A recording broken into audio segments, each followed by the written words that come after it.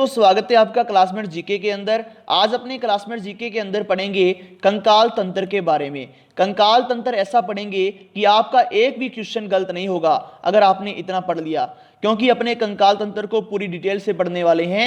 SSC का कोई भी बड़ा एग्जाम या छोटे से छोटा पुलिस जैसा एग्जाम भी आप दोगे तो उसके अंदर अगर कोई क्वेश्चन आया इससे बाहर नहीं जाएगा, क्योंकि दोस्तों एनसीईआरटी का निचोड़ और बड़ी बड़ी कंपटीशन किताबों का जो नोट्स हैं वो अपने बनाए हैं। सबसे पहले अपने देखेंगे 6 से 7 पेज जो हैं वो 6 to 10 क्लास से लेकर हैं, उनके अंदर कंकाल तंत्र के बारे में क्या दे रखा है उसको पूरे गौर से पढ़ेंगे। अगर वीडियो अच्छी लगे तो इसको लाइक कमेंट जरूर शेयर करना। शुरू करते हैं दोस्तों। एनसीईआरटी बोलती है कि अस्थियां व उपास्थियों से मिलकर बने जो शरीर का ढांचा होता है उसे कंकाल तंत्र कहते हैं। कंकाल तंत्र शरीर को निश्चित आधार व आकृति प्रदान करता है, शरीर को बाह्य आघातों से बचाता है और संपूर्ण शरीर के वे अंगों को गति प्रदान करने का काम करता है। क्या काम करता है? यानी गति भी कंकाल तंत्र के कारण होती है और शरीर को मजबूती प्रदान करता है। दोस्तों साधारण भाषा में बोलूं तो जो कंकाल तंत्र है अपनी हड्डियों का ढांचा है। अपने शरीर के अंदर बहुत सारी हड्डियां होती है, आप जानते हो, और जब हड्डियां आपस में जुड़ी होती है वो ढांचा होता है, उसी को कहा जाता है कंकाल तंत्र। और वो इतने सारे अपने शरीर के अंदर क्या करता है? काम करता है। आगे देखते हैं। मानव कंकाल तंत्र को 3 भागों में बांटा गया है, अक्षीय कंकाल, वक्षीय कंकाल और अनुबंधी कंकाल। अब आपको ध्यान रखना है, पेपर के अंदर पूछा जा सकता है कि अक्षीय कंकाल के अंदर क्या है, वक्षीय कंकाल के अंदर क्या है और अनुबंधी कंकाल के अंदर क्या आता है। अब देखते हैं सबसे पहले दोस्तों अक्षीय कंकाल के बारे में। अक्षीय कंकाल का आकार कैसा होता है? पहला प्रश्न तो यही बन गया, जो अक्षीय कंकाल होता है उसका आकार प्रश्नवाचक चिन्ह जैसा होता है। और दोस्तों इसके अंदर खोपड़ी की अस्थियां, दांतों की अस्थियां, जो आप दांतों सहित ऊपरी व निचला जबड़ा होता है, और अंगूठी के आकार की 33 कशेरुकाएं सम्मिलित होती है और जिनसे रीढ़ की हड्डी का निर्माण होता है। अब आपसे पूछ लिया जाए कि रीढ़ की हड्डी का निर्माण किस अक्षीय कंकाल के अंदर होता है या किस कंकाल के अंदर होता है, तो हम कहेंगे अक्षीय कंकाल के अंदर होता है। जो रीढ़ की हड्डी है इसके बारे में बता रखा है कि पीठ के मध्य में गर्दन से लेकर कमर के नीचे तक की अस्थि क्या कहलाती है? रीढ़ खम कहलाती है। दोस्तों ये छोटी छोटी 33 अस्थियों से मिलकर बनती है जिन्हें कशेरुकाएं कहते हैं। यानी अगर पूछ लिया जाए रीढ़ के अंदर कितनी कशेरुकाएं पाई जाती है, उत्तर आएगा 33 कशेरुकाएं। दोस्तों ये सभी कशेरुकाएं आपस में जुड़कर कशेरुक दंड का निर्माण करती है जिसे रीढ़ की हड्डी कहते हैं। अगला प्रश्न बन सकता है रीढ़ की हड्डी का अन्य नाम क्या होता है? जैसे रीढ़ की हड्डी, इसी को दोस्तों कशेरुक दंड भी कहा जाता है। आगे देखते हैं वक्षीय कंकाल। दोस्तों जो वक्षीय कंकाल होता है एनसीईआरटी के आधार पर दूसरा प्रकार होता है कंकाल तंत्र का, और ये 12 जोड़ी हॉकी के स्टिक के आकार की। पहले वाला जो था प्रश्नवाचक चिन्ह के आधार पर, और वक्षीय कंकाल है इसका आकार कैसा होता है? हॉकी के स्टिक के आकार का। कैसा होता है? हॉकी के स्टिक के आकार का। जो दोस्तों वक्षीय कंकाल है इनके अंदर पसलियां पाई जाती है, और सबसे इंपॉर्टेंट बात, हृदय और फेफड़े जैसे जो अपने महत्वपूर्ण अंग होते हैं ये वक्षीय कंकाल के अंदर पाए जाते हैं। सीधा पूछ लिया जाता है हृदय और फेफड़े किस प्रकार के कंकाल तंत्र के भाग होते हैं, तो हम कहेंगे वक्षीय कंकाल तंत्र के।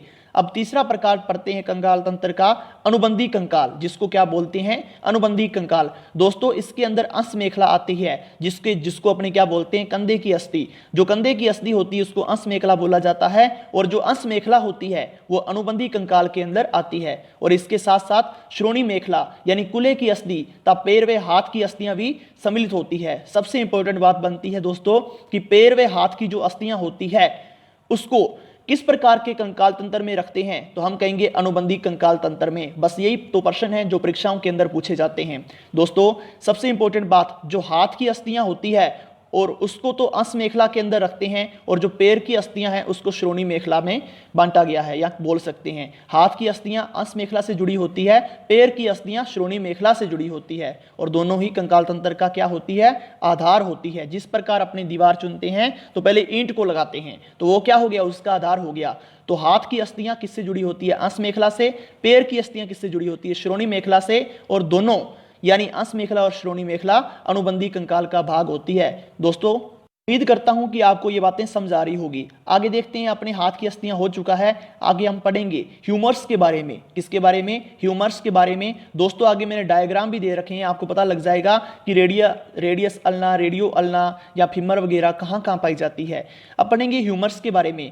हाथ में कोहनी व कंधे के मध्य की अस्थि को, जो कोहनी होती है दोस्तों अपनी, उसके और कंधे के मध्य की जो अस्थि होती है उसके बीच का जो भाग होता है उसको ह्यूमरस बोला जाता है। अपना ऊपर कंधा होता है और बीच में ये कोहनी होती है, इसका जो मध्य वाला भाग होता है इसको क्या बोलते हैं, ह्यूमरस बोला जाता है। ह्यूमरस के लंबे मध्य भाग को क्या कहते हैं, शाफ्ट कहते हैं। आगे देखते हैं रेडियो अल्ना। जो रेडियो अल्ना होती है, कई बार प्रश्न पूछा गया है कहाँ पाई जाती है। सबसे पहले तो आपको पता होना चाहिए कि हाथ में पाई जाती है या पैर में पाई जाती है। तो दोस्तों ये कहाँ पाई जाती है, हाथ में पाई जाती है। और देखते हैं कहाँ पाई जाती है। दोस्तों जो रेडियो अल्ना होती है ये कलाई व कोहनी के मध्य दो अस्थियां होती है। रेडियो अलग है और अल्ना अलग है। पहली हाथ के बाहर की तरफ और दूसरी हाथ के अंदर की तरफ। और जो बाहर की तरफ होती है उसको रेडियस बोलते हैं और जो अंदर की तरफ होती है उसको अल्ना बोलते हैं। बाहर की तरफ पाई जाने वाली जो अस्थि कौन सी है, रेडियस है। और हाथ के अंदर की तरफ जो पाई जाती है उसे क्या बोलते हैं, अल्ना बोलते हैं। तो किसके अंदर होगी, दोनों ही हाथ के अंदर हो गई। आगे देखते हैं कलाई की अस्थियां। जो कलाई की अस्थियां होती है, रेडियो अल्ना अस्थि व हथेली से जुड़ने वाले स्थान कलाई कहलाता है। आपने देखा होगा कि कई बार क्रिकेट देख रहे हो तो आपने कहते हैं कलाई का अच्छा इस्तेमाल हो गया सीमा रेखा से बाहर। तो दोस्तों कलाई कहाँ होती है, हाथ के साथ जुड़ी होती है। कलाई का निर्माण छोटी छोटी 8 अस्थियों से होता है जिन्हें मणिबंधिकाएं कहते हैं। तो मणिबंधिकाएं कहाँ पाई जाती है, तो हम कहेंगे कलाई के अंदर पाई जाती है। हाथ के पंजे, अंगुलियां, अंगूठे की अस्थियां। हथेली में कुल 5 अस्थियां होती है। हमारी अंगुलियां व अंगूठे में भी अस्थियां होती है जिन्हें क्रमशः अंगुला अस्थियां व अंगूठा अस्थियां कहते हैं। ये कोई इंपॉर्टेंट बात नहीं है। प्रत्येक अंगुली में 3, ये अच्छी बात है, तथा अंगूठे में 2 अस्थियां होती है। पैर की अस्थियां दोस्तों, ये बात इंपॉर्टेंट है, इसको आपको अंडरलाइन करना है, अच्छी तरह से याद रखना है। पैर की अस्थियां फीमर, टिबिया, फिबुला, टखने की अस्थियां, तलवे, अंगुलियां, अंगूठे की अस्थियां। यानी इसके अंदर इंपॉर्टेंट बात यही है कि टिबिया फिबुला जो होती है, जो फीमर होती है, वो कहाँ पाई जाती है, तो हम कहेंगे पैरों में। कहाँ पाई जाती है, पैरों में पाई जाती है। दोस्तों बने रहना इस वीडियो के अंदर, आगे मैं आपको दिखाऊंगा कि कितना अच्छा तरह से अपने एक एक अस्थि के बारे में जान लेंगे। अगर आप वीडियो के अंदर बने रहोगे तो आपको पूरा समझ लग जाएगी। ये तो अपने पढ़ रहे हैं केवल एनसीईआरटी को तेजी के साथ। फीमर, ये पैर व घुटने व कुल्ले के मध्य होती है। ये शरीर की सबसे लंबी व मजबूत अस्थि है दोस्तों, जिसका निचला सिरा टिबिया फिबुला एवं ऊपरी सिरा कुल्ले की अस्थि से जुड़ा होता है। किसका, फीमर का। आगे दोस्तों चित्र है जो एनसीईआरटी के अंदर दिया हुआ है, इसको आप स्क्रीनशॉट भी ले सकते हो या देख सकते हो कि पैराइटल अस्थि कहाँ होती है, फ्रंटल अस्थि कहाँ है, स्फिनोइड अस्थि कहाँ है और लेक्रिमल अस्थियां कहाँ होती है। दोस्तों ये आंख में पाई जाती है, जिसके कारण किसका निर्माण होता है, आंसू का निर्माण होता है। तो अपनी आंखों से आंसू किसके कारण निकलता है, लेक्रिमल अस्थि के कारण निकलता है। आगे अपने पूरा इनके बारे में वर्णन करेंगे दोस्तों। जैसे मैक्सिला अस्थि दे रखी है, ये इंपॉर्टेंट होती है और इसके अलावा और भी कई अस्थियां इंपॉर्टेंट। इस चित्र को आप गौर के साथ देख सकते हो और सारी अस्थियों के एक बार नाम पढ़ सकते हो और देख सकते हो कि इनकी स्थिति कहां पर है।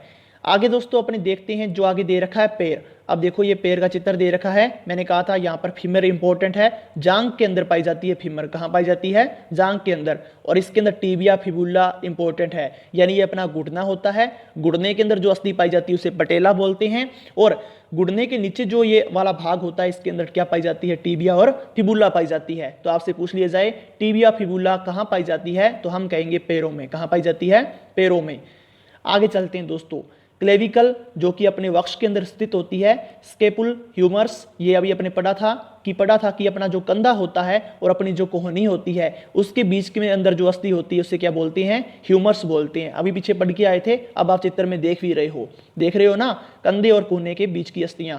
अब आपसे पूछ लिया जाए दोस्तों, जो रेडियस अल्ना होती है वो कहाँ पाई जाती है, कहाँ पाई। दोस्तों आप बता सकते हो जो रेडियस अल्ना होती है वो कहाँ पाई जाती है, अपने हाथ में पाई जाती है। अब देखो ये अपना हाथ है और हाथ के और ये बीच में क्या है, कोहनी है। कोहनी और हाथ के बीच में क्या होती है, रेडियस अल्ना पाई जाती है। तो ध्यान रखना है। और दोस्तों हाथ में कार्पल्स, मेटाकार्पल्स, फ्लेंजस, इस प्रकार की अस्थियां पाई जाती है। आगे दे रखा है एनसीईआरटी के अंदर टिबिया फिबुला, इसके बारे में वर्णन दे रखा है, आप देख सकते हो। टखने की अस्थियों के बारे में बता रखा है। तलवे, अंगुलियां, अंगूठे की अस्थियों के बारे में बता रखा है कि 5 होती है, 3 किसमें अंगुली में होती है, अंगूठे में 2 होती है, ये सब बता रखा है। टिबिया अंदर की तरफ होती है और फिबुला बाहर की तरफ होती है, ये भी बता रखा है। शरीर की प्रमुख संधियां और संधियों के बारे में बता रखा है कि कंकाल तंत्र की अस्थियां आपस में जिन स्थानों पर जुड़ती है, देख लिया जाए कि ये भी अस्थि है, इधर से ये अस्थि है। जब ये एक यहाँ पर जाकर जुड़ गई तो इसे क्या बोलेंगे, संधि बोलेंगे। क्या बोलेंगे, संधि बोलेंगे। यानी जब 2 अस्थियां आपस में आकर जुड़ती है उस स्थान को संधियां जोड़ कहते हैं। दोस्तों संधियां 2 प्रकार की होती है, एक होती है चल संधियां, एक होती है अचल संधियां। वे संधियां जो अस्थियों को गति प्रदान करने में सहायक होती है दोस्तों, वो चल यानी ऐसी संधियां जो चलती है, मतलब चल तो सकती नहीं है यानी गति प्रदान करवाती है, वो होती है चल संधियां। जैसे गुड़ना, अपना गुड़ना क्या है, हम दौड़ते हैं यानी गुड़ना मुड़ता है तभी दौड़ पाते हैं ना, टखना, कोहनी, गर्दन, ये सारी की सारी कौन सी होती है, चल संधियां होती है। इसके अलावा दोस्तों वह संधियां जो गतिशील नहीं होती है उन्हें अचल संधियां कहते हैं या कहलाती है। इनका प्रमुख कार्य क्या होता है, शरीर के कोमल अंगों को सुरक्षा प्रदान करना। यानी चल संधियां का काम होता है गति प्रदान करना, अचल संधियों का काम होता है सुरक्षा प्रदान करना। किनकी, कोमल अंगों की, जैसे खोपड़ी व वक्ष की अस्थियां, यानी अपनी खोपड़ी को ढककर रखती है। अब देखिए शरीर की प्रमुख चल संधियां पूछ लिया जाता है कई बार, निम्न में से कौन सी चल संधि है। अब आपको पता होना चाहिए कि चल संधियां कौन सी होती है, अचल संधियां कौन सी होती है। दोस्तों शरीर की प्रमुख चल संधियां 3 प्रकार की होती है, कंदुक खलिका संधि, कोर संधि, दुराग्र संधि। अब मैं आपको करवाने वाला हूं इनके बारे में पूरी डिटेल आगे। अभी कंदुक खलिका संधि ये तो ऐसी दे रखा है एनसीईआरटी के आधार पर कि इस प्रकार की संधि की रचना में एक अस्थि का सिरा गुहानुमा होता है यानी जिसके अंदर खड्डा होता है, दूसरी अस्थि का सिरा गोल होता है यानी ऐसा गोल होता है, और गुहा और खलिका के गोल सिरे को कंदुक या गेंद कहते हैं, इसको गेंद कहते हैं। इस विशेष रचना के कारण इस संधि को कंदुक खलिका संधि कहते हैं, यानी इसको बोल दिया, कंदुक बोल दिया, खड्डे को क्या बोल दिया, खलिका बोल दिया, तो इसको बोल दिया कंदुक खलिका संधि। जिस प्रकार से अपने क्या होता है, गुड़ना होता है उसकियां। इस संधि पर गोल सिरे वाली अस्थि आसानी से सभी दिशाओं में घूम सकती है, जैसे अंश मेखला में हाथ की अस्थि ह्यूमरस और श्रोणी मेखला में पैर की अस्थि फीमर, ये घूम सकती है। कोर संधि, बात करें कोर संधि की तो इस प्रकार की संधि से जुड़ी हुई अस्थियां केवल एक ही दिशा में गति करती है। मतलब जिस प्रकार आपने देखा होगा अपने दरवाजे होते हैं उसको अपने आगे की तरफ खोल देते हैं तो मतलब उसकी फिक्स साइड होती है कि इतना ही घूम पाता है, यानी जितना घूमना होता है पूरा नहीं घूम पाता, तो वो उस प्रकार से कोर संधियां होती है। इस प्रकार की संधि में केवल एक ही दिशा में संधियां गति कर सकती है। इस संधि में एक अस्थि का सिरा गोल होता है, दूसरा अस्थि का अवतल भाग होता है, जिसे कोहने वे गुड़ने की संधियां। अब गुड़ना है आपने देखा होगा पीछे की तरफ तो ये गुड़ना होता है जो मुड़ जाता है, क्या आगे की तरफ गुड़ना मुड़ जाएगा, नहीं मुड़ सकता। तो मतलब एक इनकी निश्चित दिशा होती है, एक साइड होती है, जिस प्रकार गेट होते हैं, दरवाजे होते हैं, उन्हें कहा जाता है कोर संधियां। फिर है दुराग्र संधि। हमारा सिर मेरुदंड के ऊपरी सिरे से जिस संधि द्वारा जुड़ा होता है उसे दुराग्र संधि कहते हैं। इस संधि के कारण मेरुदंड की स्थिर अस्थि एवं खोपड़ी का निचला सिरा आसानी से दाएं बाएं ऊपर नीचे घूम सकता है। वो संधि क्या कहलाती है दोस्तों, दुराग्र संधि कहलाती है। दोस्तों हम पढ़ रहे हैं एनसीईआरटी के अंदर दुराग्र संधि होगी। फिर एनसीईआरटी ने कुछ इंपॉर्टेंट बातें बता रखी है। श्रोणी अस्थियां बॉक्स के समान ऐसी संरचना बनाती है जो अमाशय के नीचे पाए जाने वाले विभिन्न अंगों की क्या करती है, रक्षा करता है। यह कुल्हे वाला हिस्सा होता है जिसके सारे हम बैठते हैं, ये श्रोणी अस्थियों के अंदर आता है। दोस्तों खोपड़ी अनेक अस्थियों से एक दूसरे से जुड़ने से बनी है, यह हमारे मस्तिष्क को क्या करती है, सुरक्षित रखती है। कौन, खोपड़ी रखती है। दोस्तों कंकाल के वे अंग जो हड्डियां जितने कठोर नहीं होते हैं, जिन्हें मोड़ा जा सकता है, उन्हें उपास्थि कहा जाता है। दोस्तों एक तो अपनी हड्डियां होती है जो कि कठोर होती है, और एक अपनी ऐसी हड्डियां होती है दोस्तों जो कि कोमल होती है, जिनको मोड़ा जा सकता है। आपने देखा होगा अपना नाक है, उसका आगे वाला जो सिरा होता है, आगे वाला सिरा होता है, उसको थोड़ा सा अपने टेढ़ा मेढ़ा कर सकते हैं। उसी प्रकार से क्या होता है, अपना कान है, कान उसकी जो मांसपेशियां होती है दोस्तों, कान को भी अपने मोड़ लेते हैं। उसके अंदर भी हड्डियां होती है लेकिन कान को भी अपने मोड़ लेते हैं, तो वो क्या है, कान के अंदर उपास्थियां पाई जाती है। दोस्तों एक तो होती है अस्थि और एक होती है उपास्थि, बस फर्क यही होता है, जो अस्थि होती है अस्थि उसको मोड़ा नहीं जा सकता, जो उपास्थि होती है उसको मोड़ा जा सकता है, लेकिन दोनों ही क्या होती है, हड्डियां होती है। आगे देखते हैं कंकाल में फास्फोरस व कैल्शियम संचित रहता है, यानी फास्फोरस को पी से लिखते हैं, कैल्शियम को सी से लिखते हैं। दोनों ही क्या है, किसके अंदर पाए जाते हैं, कंकाल तंत्र के अंदर पाए जाते हैं। कंकाल की मज्जा गुहा वसा को एकत्रित रखती है, वसा को एकत्रित रखती है। श्वसन पोषण में सहायता व लाल रक्त कणिका का निर्माण करना। अस्थि में पाई जाने वाली कोशिका ऑस्टियोब्लास्ट कहलाती है। प्रारंभ में रीढ़ की हड्डियों की संख्या 33 होती है, विकसित होने पर रीढ़ की कुल हड्डियों की संख्या 26 होती है, धीरे धीरे क्या हो जाती है दोस्तों, कम हो जाती है। आगे लिखा पड़ा है शरीर की सबसे बड़ी हड्डी फीमर होती है जो कि जांघ में पाई जाती है। शरीर की सबसे छोटी हड्डी स्टेपिस होती है जिसको जो कि कान में पाई जाती है। तो अभी प्रकार एनसीईआरटी के अंदर अपने इतना पढ़ लिया दोस्तों, एनसीईआरटी के अंदर इतना ही दिया हुआ है कंकाल तंत्र के बारे में।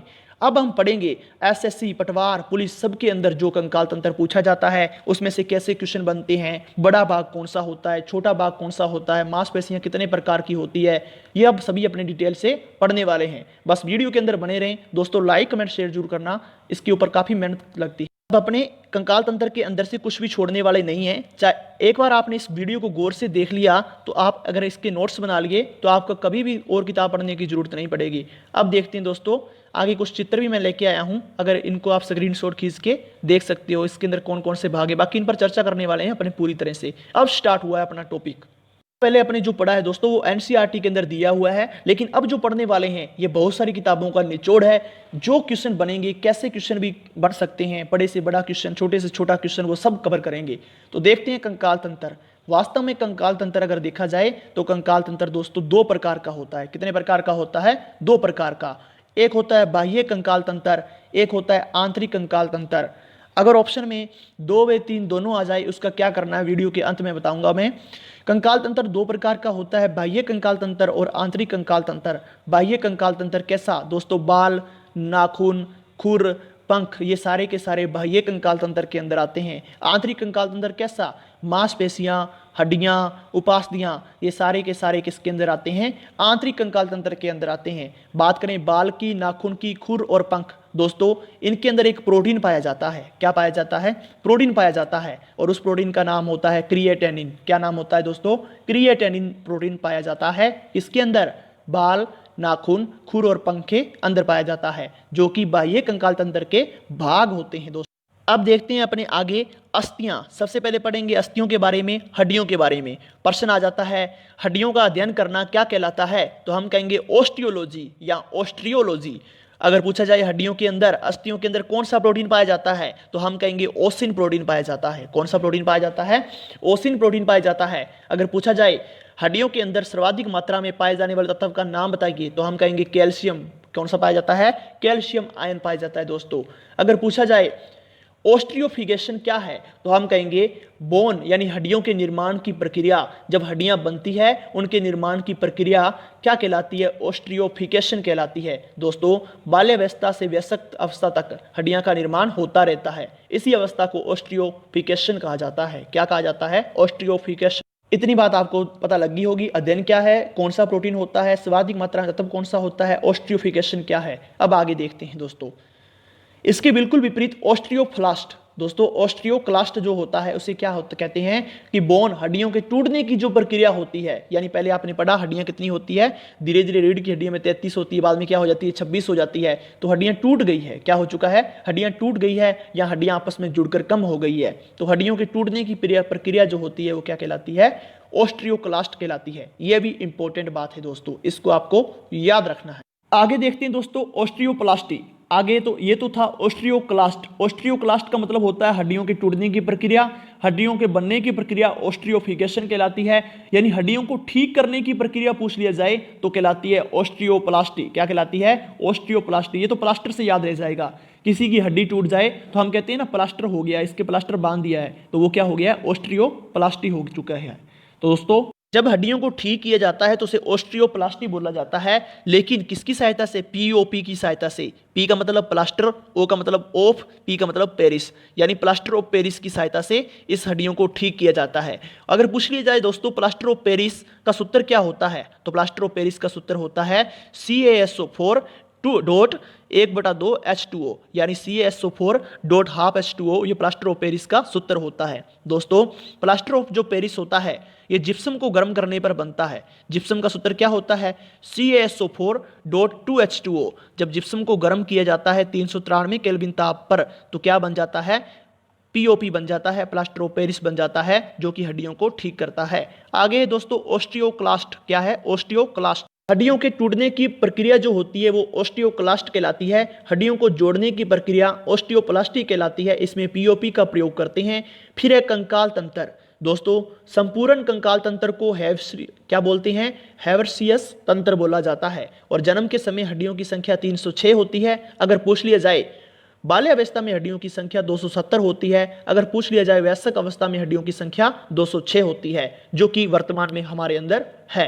कितनी है दोस्तों? 206 पूछा जाता है, यही प्रश्न पूछा जाता है। जन्म के समय हड्डियों की संख्या 306, बाल्यावस्था में 270 और वयस्क अवस्था में 206 होती है। याद रखना दोस्तों। अब हड्डियां 206 होती है, कैसे होती है 206? अपने एक एक हड्डी के बारे में पढ़ेंगे। एक होता है उपांगीय कंकाल तंत्र, एक होता है अक्षीय कंकाल तंत्र। जो कि अपने एनसीईआरटी के अंदर पढ़ के आए थे। दोस्तों अगर पूछ लिया जाए उपांगीय कंकाल तंत्र के अंदर हड्डियां कितनी होती है तो हम कहेंगे 126। अगर पूछ लिया जाए अक्षीय कंकाल तंत्र के अंदर हड्डियां कितनी होती है तो हम कहेंगे 80। अब देखते हैं उपांगीय कंकाल तंत्र के बारे में। दोस्तों हाथ, पैर, कोलर अस्थि, अंश मेखला, श्रोणि मेखला, ये सारी की सारी उपांगीय कंकाल तंत्र के अंदर आती है। अब कैसे दोस्तों, एक जो हाथ होता है उसके अंदर 30 हड्डियां होती है। हमारे 2 हाथ होते हैं, दोनों हाथ में कितनी हो गई 60। इसी प्रकार से पैर जो होता है, एक पैर के अंदर 30 हड्डियां होती है तो 2 पैरों के अंदर कितनी हो जाएगी 60। तो हाथ और पैर के अंदर कितनी हो गई 60। कोलर अस्थि जो कि अपने जो कोलर होता है जहां पर वहां पाई जाती है गले के पास, तो 2 अस्थियां होती है। अंश मेखला 2 अस्थियां होती है। श्रोणि मेखला 2 अस्थियां होती है। तो दोस्तों इस प्रकार से क्या हो जाएगा कि 60 120 122 124 126 तो होगी ना 126 उपांगीय कंकाल तंत्र के अंदर हड्डियां होती है। आगे देखते हैं दोस्तों, आगे चित्र दे रखा है। पूछ लिया जाए क्रेनियम कौन सा भाग होता है तो हम कहेंगे खोपड़ी को ढक के रखने वाला जो भाग होता है, खोपड़ी से जुड़ा हुआ जो भाग होता है वो क्या होता है, क्रेनियम होता है। तो मैंडिबल कहाँ पाई जाती है, हम कहेंगे जबड़े के पास पाई जाने वाली हड्डी को क्या कहते हैं, मैंडिबल कहते हैं। इसी प्रकार से मैक्सिला, क्लेविकल, बहुत चीजें होती है दोस्तों। अब इंपॉर्टेंट जो चीजें होती है मैं आपको बता देता हूं। यानी वक्ष के अंदर जो हड्डियों का इस प्रकार से गुलाई देने वाला भाग होता है इसे बोलते हैं रिब्स। क्या बोला जाता है, रिब्स बोला जाता है। अगर पूछ लिया जाए मेटाकार्पल्स कहाँ पाई जाती है तो आपको पता लग जाएगा अंगूठे के अंदर। कहाँ पाई जाती है, अंगूठे के अंदर। इसी प्रकार से आपसे पूछ लिया जाए जो कार्पल्स कहाँ पाई जाती है तो हम कहेंगे कलाई के अंदर। कहाँ पाई जाती है, कलाई के अंदर। इसी प्रकार से आपसे पूछ लिया जाए दोस्तों पटेला कहाँ पाई जाती है तो हम कहेंगे घुटने के अंदर। कहाँ पाई जाती है, घुटने के अंदर। इसी प्रकार से आपसे पूछ लिया जाए फीमर कहाँ पाई जाती है तो हम कहेंगे जांघ के अंदर। कहाँ पाई जाती है, जांघ के अंदर। तो दोस्तों आपको चित्र से याद हो जाएगा शायद।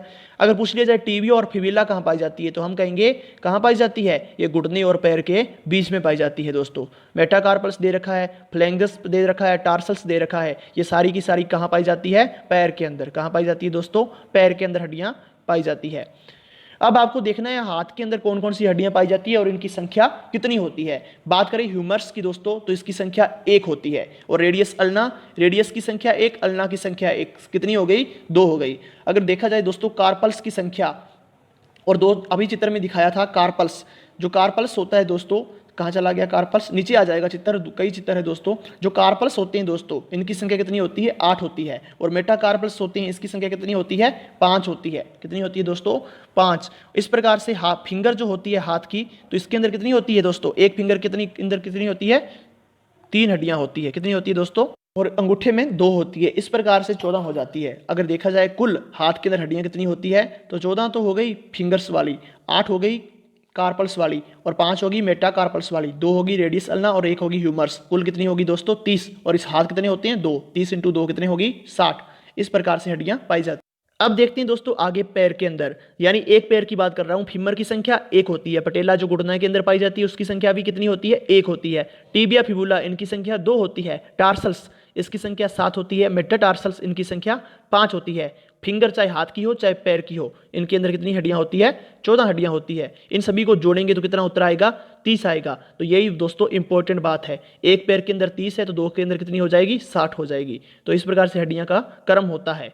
आगे दे रखा है दोस्तों स्केपुला, यह कहाँ पाया जाता है, ह्यूमर्स के ऊपर पाया जाता है। रेडियस अल्ना कहाँ पाई जाती है, हाथ की जो कोहनी के नीचे वाला भाग होता है उसके अंदर पाई जाती है। कार्पल्स, मेटाकार्पल्स, फ्लैंगस ये कहाँ पाई जाती है, हाथ के अंदर। अब बात करेंगे अक्षीय कंकाल तंत्र की। किसकी बात करेंगे, अक्षीय कंकाल। दोस्तों जो अक्षीय कंकाल तंत्र होता है इसके अंदर कुल हड्डियों की संख्या 80 होती है। पहला क्वेश्चन तो यही बनता है, अक्षीय कंकाल तंत्र कितनी हड्डियों से मिलकर बना होता है, 80 हड्डियों से मिलकर बना होता है। और कितने भाग होते हैं, 4 भाग होते हैं। कौन कौन से, खोपड़ी ये भी किसके अंदर आती है दोस्तों, अक्षीय कंकाल तंत्र के अंदर। कशेरुक दंड यानी रीढ़ की हड्डी ये भी किसके अंदर आती है, अक्षीय कंकाल तंत्र के अंदर। असलियां ये भी किसके अंदर आती है, अक्षीय कंकाल के अंदर। और स्टर्नम ओरोस्टी ये भी होती है अक्षीय कंकाल तंत्र के अंदर। और इसके अंदर हड्डियां कितनी होती है, 80 होती है दोस्तों। परीक्षा की दृष्टि से इतना ही दोस्तों इंपॉर्टेंट है कि खोपड़ी के अंदर अस्थियां कितनी होती है, 29। कशेरुक दंड के अंदर 26, पसलियों के अंदर 24 और स्टर्नम ओरोस्टी 1 होती है। सभी को जोड़ दिया जाए तो कितना आ जाएगा, योग 80। और ये किसमें होता है, अक्षीय कंकाल तंत्र में। लेकिन दोस्तों आगे भी मैंने वर्णन लिख रखा है कि खोपड़ी के अंदर किस प्रकार से 26 अस्थियां होती है। कपाल में 8, आननी यानी फेस की जो होती है 14, मैंडिबल 1 होती है जो कि जबड़े की होती है। और कानों के अंदर दोस्तों 3 हड्डियां पाई जाती है। एक कान के अंदर 3 तो 2 कानों के अंदर 6 हो गई। MIS मिस, कान को बोध करते हैं हम मिस। तो मिस से याद रखना दोस्तों, मेलियस, एम से हो जाएगा मेलियस, आई से हो जाएगा इनकस और एस से हो जाएगा स्टेपिस, जो कि सबसे छोटी हड्डी होती है। दोस्तों याद रखना, क्या याद रखना है आपको कि कानों के अंदर 3 हड्डियां पाई जाती है, मेलियस, इनकस और स्टेपिस, और ये सारों को अगर जोड़ दिया जाए तो ये किसके अंदर आती है, खोपड़ी के अंदर आती है। कशेरुक दंड, इसके अंदर ग्रीवा, वक्ष, कटी, सेकेरल और पूछ सेकेरल के भाग आते हैं दोस्तों। इन सभी को जोड़ दिया जाए तो 33 हड्डियां बनती है, लेकिन बाद में कितनी हो जाती है दोस्तों, 26 ही मानी जाती है, धीरे धीरे आपस में जुड़ जाती है। अगर बात करें स्टर्नम की तो इसके अंदर 7 जोड़ी वास्तविक होती है, 8, 9 और 10वीं जो जोड़ी होती है वो कूट कहलाती है, 11वीं और 12वीं जोड़ी दोस्तों प्लावी कहलाती है। क्या, अस्थियां। आगे चलते हैं दोस्तों, ये किसके भाग थे, पसलियों के भाग थे। रोग हड्डियों के, अब हड्डियों के अंदर कौन कौन से रोग होते हैं, जैसे गाउट, इसको गठिया रोग भी कहते हैं। गठिया रोग में यूरिक अम्ल हड्डियों में जमा हो जाता है, जिसके कारण हड्डियों में क्या हो जाता है, दर्द होता है। कई बार पूछ लिया जाता है दोस्तों, गठिया रोग में हड्डियों में दर्द होने का क्या कारण होता है, तो हम कहेंगे यूरिक अम्ल इकट्ठा हो जाता है। दूसरी बात है ओस्टियोआर्थराइटिस, कौन सा रोग है, ओस्टियोआर्थराइटिस। इसके अंदर क्या कारण है इसका दोस्तों, इसका कारण यह है कि बुढ़ापे में संधियों में पाई जाने वाली साइनोबियल झिल्ली, कौन सी झिल्ली होती है, साइनोबियल झिल्ली में सूजन आ जाती है। क्या आ जाती है दोस्तों, सूजन आ जाती है। हम पढ़ रहे हैं स्केलेटल सिस्टम, कंकाल तंत्र, तो सूजन आ जाती है, जिससे क्या होता है, जोड़ों में दर्द उत्पन्न हो जाता है। अगला भाग है ओस्टियोमाइलाइटिस।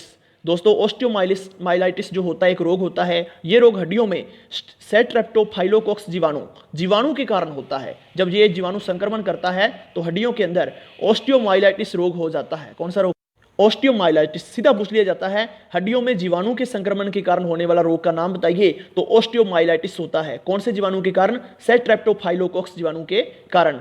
आगे है दोस्तों टिटेनी रोग, जिसको अपतानिका भी बोला जाता है। यह रोग पीटीएच हार्मोन की कमी से होता है। किस हार्मोन की कमी से होता है, पीटीएच हार्मोन की कमी से होता है दोस्तों। अगला रोग है ओस्टियोपोरोसिस। कौन सा रोग है, ओस्टियोपोरोसिस। यह रोग पीटीएच हार्मोन की अधिकता के कारण होता है। जब पीटीएच हार्मोन की कमी हो जाए तो होता है टिटेनी रोग, जब पीटीएच हार्मोन की अधिकता हो जाए तो होता है ओस्टियोपोरोसिस रोग। यानी हड्डियों के अंदर क्या हो जाती है, छिद्र पड़ जाते हैं, छेद हो जाते हैं, हड्डियां कमजोर हो जाती है, इसको बोलते हैं ओस्टियोपोरोसिस। महिलाओं में ये रोग दोस्तों एस्ट्रोजन हार्मोन की कमी से होता है। और जब ओस्टियोपोरोसिस रोग होता है महिलाओं के अंदर होता है, तो महिलाओं के अंदर एक हार्मोन होता है एस्ट्रोजन, इसके अलावा दोस्तों होता है प्रोजेस्टेरोन। लेकिन एस्ट्रोजन हार्मोन की जब कमी हो जाती है तो ओस्टियोपोरोसिस रोग हो जाता है। उपचार क्या है, ओस्टियोपोरोसिस को रोकने के लिए महिलाओं के अंदर दोस्तों एचआरटी हार्मोन दिया जाता है। एच का मतलब होता है हार्मोन, आर का मतलब होता है रिप्लेस, टी का मतलब होता है थेरेपी। यानी जब महिलाओं के अंदर ये रोग होता है तो एस्ट्रोजन हार्मोन की कमी हो जाती है, लेकिन उपचार करना है तो हम क्या करेंगे, रिप्लेस कर देंगे, यानी दोबारा से एस्ट्रोजन हार्मोन डाल देंगे। जिसकी कमी हुई है तो ये रोग महिलाओं के अंदर नहीं होता है। फिर आता है नंबर 6, क्या बात है, नंबर 6 रोग है जो, उसका नाम देखते हैं दोस्तों।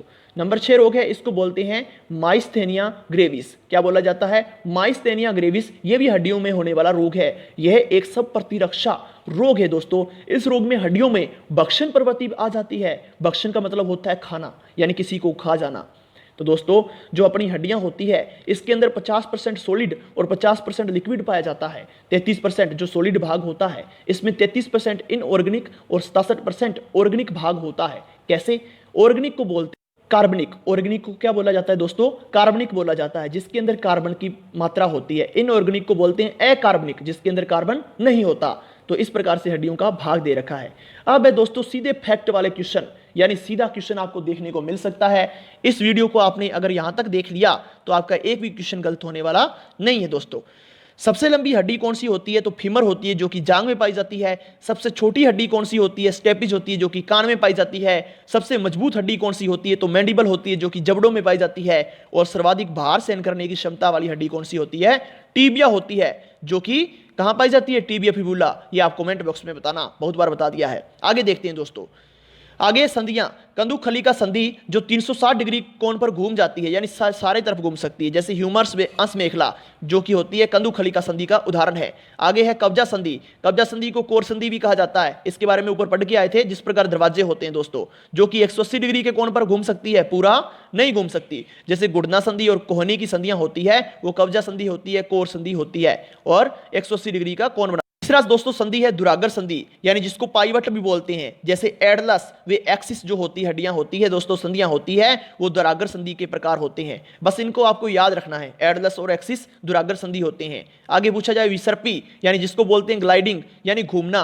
कार्पल्स के मध्य की जो अस्थियां होती है, मध्य की जो संधियां होती है वो विसर्पी होती है। कौन सी होती है? विसर्पी होती है। आगे है सैंडल जोड़। दोस्तों अंगूठे के कार्पल्स व मेटाकार्पल्स के मध्य की जो संधियां होती है वो सैंडल जोड़ कहलाती है। क्या कहलाती है? वो सैंडल जोड़ कहलाती है। आगे दोस्तों छोटा सा भाग मांसपेशी। हमारे शरीर के अंदर अगर पूछा जाए मांसपेशियां होती कितनी है तो 639 मांसपेशियां होती है। मांसपेशियों का अध्ययन सार्कोलॉजी कहलाता है। क्या कहलाता है दोस्तों? सार्कोलॉजी कहलाता है। अगर मांसपेशियों के अंदर प्रोटीन की बात की जाए तो मांसपेशियों में प्रोटीन एक्टिन व मायोसिन पाया जाता है। अगर देखा जाए पेशी संकुचन में आवश्यक तत्व कौन सा होता है, यानी मांसपेशी संकुचन में आवश्यक तत्व कौन सा होता है तो कैल्शियम आयन ही होता है। कैसे दोस्तों? जब अपने भरी हुई पानी से बाल्टी उठाते हैं तो अपने मांसपेशियों पर जोर पड़ता है और उसको संकुचन आ जाती है। किसके कारण आती है? कैल्शियम के कारण आती है। सबसे बड़ी मांसपेशी कौन सी होती है? बहुत गजब का क्वेश्चन है, आधे से ज्यादा लोग नहीं जानते होंगे। तो सही उत्तर आज आपको मिल गया, ग्लूटियस मैक्सिमम। कौन सी होती है दोस्तों? ग्लूटियस मैक्सिमम जो होती है वो सबसे बड़ी मांसपेशी होती है जो कि कूल्हे में पाई जाती है।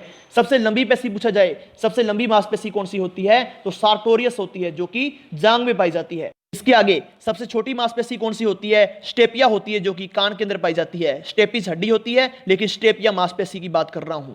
सबसे स्किरे मांसपेशी पूछा जाए, सबसे स्किरे मांसपेशी कौन सी होती है तो आइरिस की मांसपेशी होती है। दोस्तों आइरिस हमारी आंख में पाए जाने वाला भाग होता है। क्या होता है? आइरिस जो होता है हमारे आंख में पाए जाने वाला भाग होता है। आइरिस को परितारिका भी बोला जाता है, जो क्या करती है? पुतली के आकार को सिकुड़ने और बढ़ाने का काम करती है। दोस्तों सबसे व्यस्त मांसपेशी पूछा जाए तो हृदय मांसपेशियां होती है, यानी सारा दिन व्यस्त रहती है। दोस्तों मांसपेशियां दो प्रकार की होती है, एक होती है श्वेत मांसपेशी, एक होती है लाल मांसपेशी। तो हमने मांसपेशियों के बारे में दोस्तों इतना पढ़ा है, इसको गौर से पढ़ना, याद रखना है। अध्ययन प्रोटीन पेशी संकुचन में आवश्यक तत्व कौन सा होता है, सबसे बड़ी मांसपेशी कौन सी होती है, सबसे छोटी मांसपेशी कौन सी होती है, सबसे छोटी मांसपेशी, सबसे लंबी मांसपेशी, सबसे स्किरे मांसपेशी, ये सारा कुछ अपने पढ़ लिया है। सबसे व्यस्त मांसपेशी और मांसपेशियों के प्रकार, कितने प्रकार होते हैं? दो प्रकार होते हैं दोस्तों। जो श्वेत मांसपेशी होती है वो थक जाती है और जो लाल मांसपेशी होती है वो थकती नहीं है। क्यों नहीं थकती है और क्यों थक जाती है, इसका कारण भी मैं बता रहा हूं दोस्तों। इसका कारण क्या है थकने का? जो श्वेत मांसपेशियां दोस्तों होती है, श्वेत मांसपेशियों में मायोग्लोबिन वर्णक नहीं पाया जाता। जब अत्यधिक व्यायाम या परिश्रम अपने करते हैं, कोई काम करते हैं ज्यादा, तो उन मांसपेशियों में लैक्टिक अम्ल का निर्माण हो जाता है। किन मांसपेशियों में? इन मांसपेशियों में, जिसके कारण थकान उत्पन्न हो जाती है। जब दोस्तों इनके अंदर मायोग्लोबिन वर्णक नहीं पाया जाता तो ज्यादा काम करते हैं तो लैक्टिक अम्ल बन जाता है, जिसके कारण इन मांसपेशियों के अंदर थकान उत्पन्न हो जाती है और ये थक जाती है।